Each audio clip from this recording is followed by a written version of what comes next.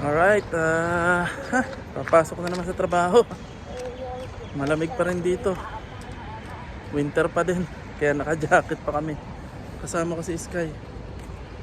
Tsaka si Mrs. Yan, may trabaho na yan. Sumabay na siya sa amin pagpasok sa trabaho. Papunta siya sa trabaho, tapos kami ni Sky papasok na rin sa trabaho. Kamusta ang trabaho?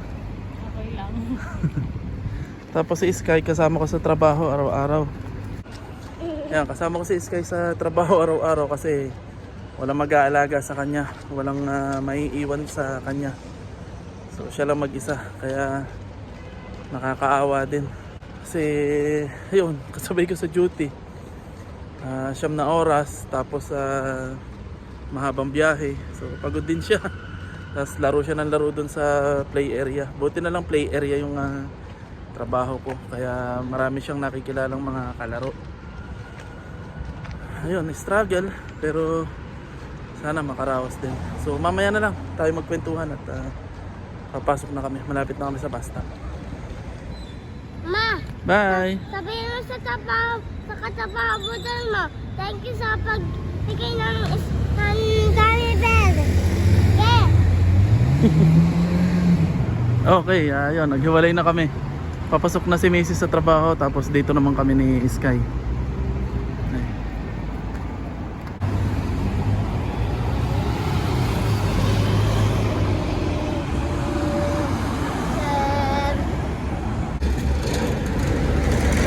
Yes! Sakto. Wala ba sa harapan? Wala pa. Takbo.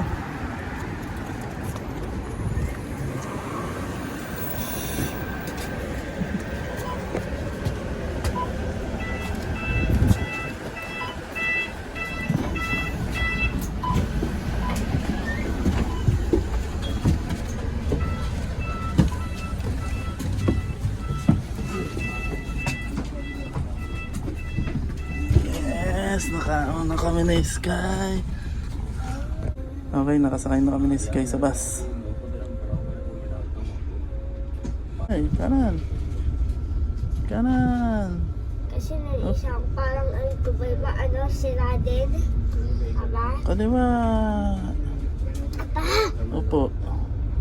Nang dalawa na yun? Kanan. Opo. Nang nasa unahan, Diretso. Nang nasa unahan, sila din yun. Opo. Diretso. Okay, diretso po.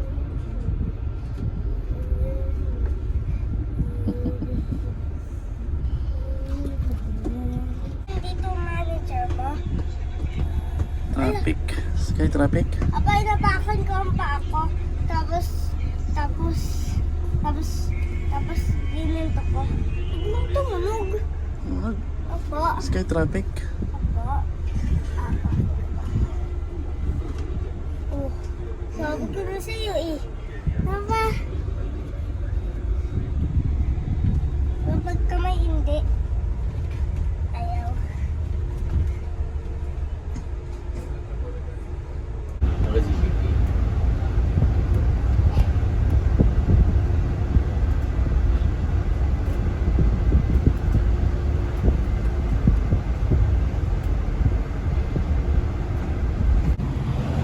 Okay, nandito na kami. Nakababa na kami ni Sky. Madaming nagbabike, turista. Okay, bababa lang namin ni Sky. So papunta na kami sa trabaho. At kasama ko siya. Ayun nga, kasama ko siya araw-araw sa trabaho kasi wala namang mapag-iiwan sa kanya. Ayun nga, Ferrari. Tuwan-tuwa siya dito sa lugar na to kasi marami siya nakikitang magagandang kotse, mga luxury car. So yun ang challenge namin ngayong mag-asawa, si Sky. Kasi nga inabutan kami nung higpitan ng visa. Napakahigpit na ngayon sa visa dito. Aba, bako eh. So yun, inabutan si Sky ng higpitan ng visa dito. Kaya nahihirapan kaming bilansya ng visa. So yun ang malaking problema ko ngayon, yung visa na Sky. Unang-una, paano pag-e-exit siya? wala siyang kasama pag e-exit kasi may trabaho na si Mrs. May trabaho na rin ako. So sino makakasama niya pag exit? Ayun, yun ang isang malaking problema.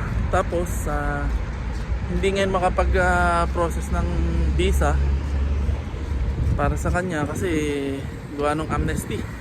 At tapos hindi ko siya mabisahan ng father's visa sa akin kasi mababa yung sahod ko. Ang requirement dito para magkaroon ng father's visa sa Sky is hindi sapat sa sahod ko ngayon. Hindi ko na lang sasabihin kung magkano. Pero mababa sa requirement. Kaya hindi ko siya mabilhan ng father's visa. So yun ang napakalaking problema ko ngayon. Tapos nagkahigpitan pa nga ngayon sa visit visa gawa ng amnesty. May ongoing amnesty, hindi pa tapos. Yung mga nag-overstay tapos hindi umuwi sa kanilang bansa. So hinuhuli na nila ngayon. Kaya mahigpit ngayon sa visit visa. Wala muna ngayon visit visa. Pati yung mga company nahihirapan ngayon mag-process ng work visa. Gawa nga nung sa amnesty. Kahit yung asawa ko hindi pa rin work visa. Binigyan lang nila ng working permit na 2 buwan o 3 buwan yata. Kaya yun, pahirapan ngayon ng visit visa dito. Nagbabawas sila ng visit visa o tourist. Kaya napakahirap. Kaya ito, kasama ko si Sky sa trabaho araw-araw. Sana makaraos. Sana lahat maging okay na. Okay, nandito na kami ni Sky sa trabaho. So mamaya na lang ulit kasi bawal lang mag-video. So ngayon, ang ginawa kong paraan kay Sky is in-extend ko muna yung visa niya. So in-extend ko siya last time ng 1 month. At tapos ngayon, in-extend ko ulit siya ng 1 month. So ang extension ng visa ay 1 month lang. Kaya ganun, 1 month lang. At mahal. So hanggat may amnesty, hanggat may problema dito sa visit visa, dito sa in-implement ng government, so wala akong magagawa. Problema ko ngayon yun. So yun, sana awa ng Diyos maging okay na ang lahat. So see you na lang mamaya. Bye.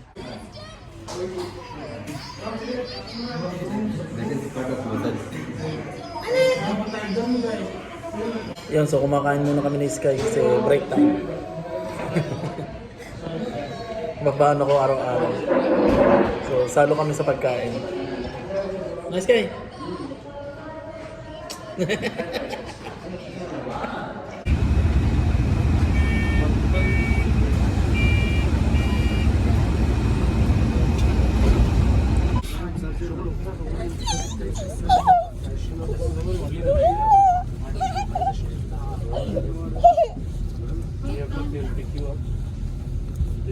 Uy.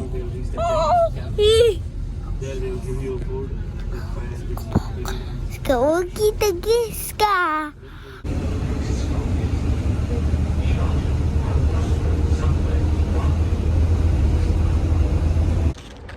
Okay, kabababa lang namin ni Sky dito sa Sharjah.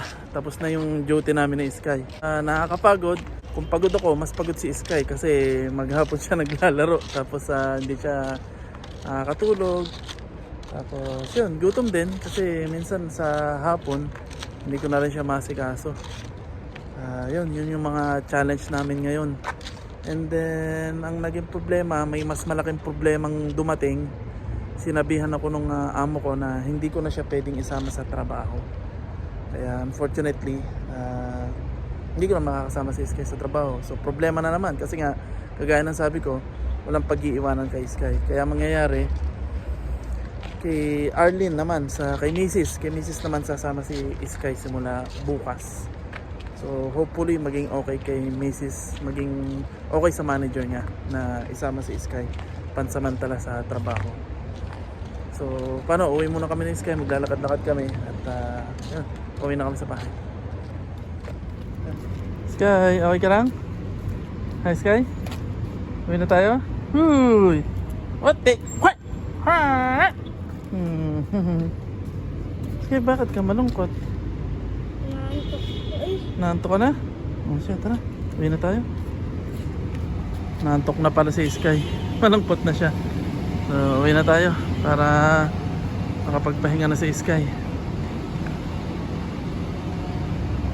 Okay, andito na kami sa bahay ni Sky. Kararating lang namin at ito, chumichicha siya.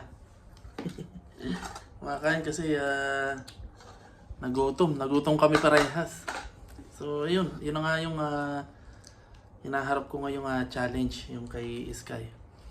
Kasi dahil nga walang maiiwan dito sa bahay na titingin sa kanya, pansamantala dinadala ko siya sa trabaho, kasama ko siya sa trabaho habang naka-duty ako. Pero hindi naman naging problema si Sky kasi hindi naman siya gumagawa ng hindi maganda dun sa trabaho ko. Andun lang siya, tahimik lang siya. Hindi naman naaapektuhan yung aking performance. Kumbaga wala lang talagang magbabantay sa kanya dito sa bahay, nakakaawa naman.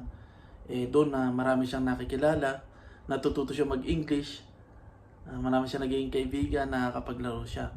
Kasi ang problema na si tanong bago naming manager, ayaw niya. So sabi niya sa akin hindi pwedeng ganun, nadadaling ko siya araw-araw. Pinatigil niya, so wag ko na daw siyang dalhin na bukas. Kaya yun, nakakaiyak man, naiiyak man ako sa sarili ko. Wala akong magagawa, ganun talaga eh.